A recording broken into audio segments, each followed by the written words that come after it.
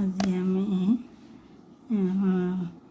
পোহৰৰ 7 ৰঙৰ সংক্ষেপ ভিভিজিঅ' যিটো সংক্ষেপত যিটো ভিভিজিঅ'ৰ বুলি কয় তাৰ লগত পৰিচয় হ'ম। এই ভিভিজিঅ'ৰ মানে যিটো 7টা ৰং এই 7টা ৰঙক তাৰমানে মানে প্ৰতিটো ৰঙৰে প্ৰথম আখৰটো প্ৰথম আখৰটো লৈ এটা শব্দ গঠন কৰিছে আৰু এই শব্দটোক কি বুলি কয়? ভিভিজিঅ'ৰ বুলি কয়। গতিকে ভিভিজিঅ'ৰ এতিয়া আমি যাম ভায়লেট। এই ভিভিজিঅ'ৰ যিটো ভি, এই ভিটোৰ পৰা কি কৈছোঁ? এইটো ভায়লেট। আৰু ভায়লেট মানে আমি সকলোৱে জানো কি? বেঙুনীয়া। ভায়লেটক আমি অসমীয়াত বেঙুনীয়া বুলি জানো। তাৰপিছতে ভি আই, ভিভিজিঅ'ৰ আইটো এইটো আইৰ পৰা ইণ্ডিগ' আৰু ইংৰাজী ইণ্ডিগ' শব্দটো আমাৰ অসমীয়াত কি বুলি কওঁ? ঘন নীলা। তাৰপিছত ভিভিজিঅ'ৰ বি আৰু বিত কি? ব্লু।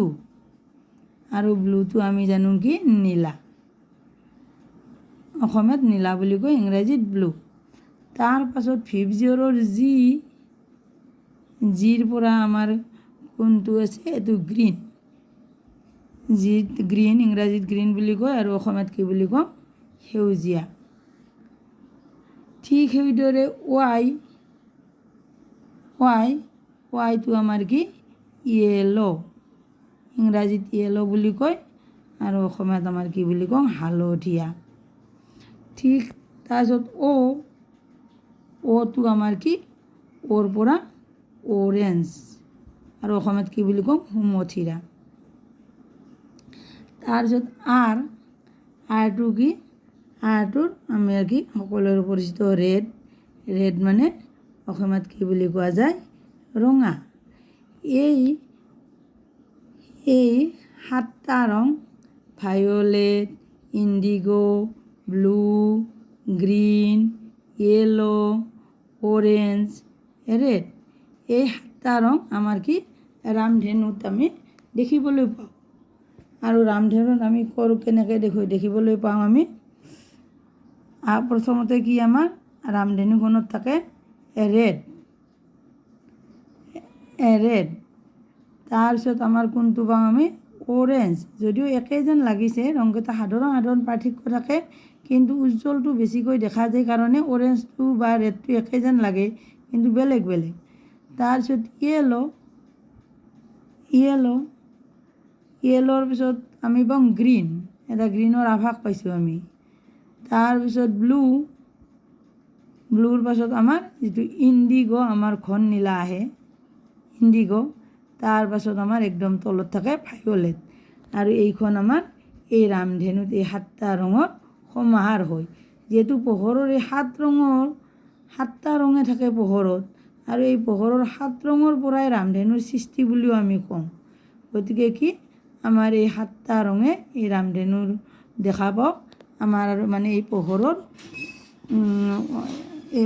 থকা এই 7টা ৰঙক আমি কি বুলি কওঁ?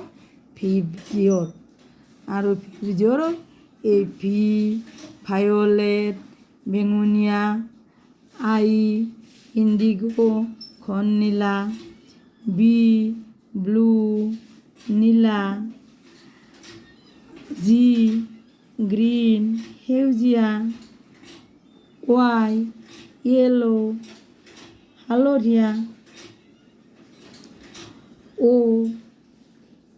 অৰেঞ্জ, সুমথিৰা, আৰত ৰেড, ৰঙা। গতিকে আমাৰ কি? পোহৰৰ এই 7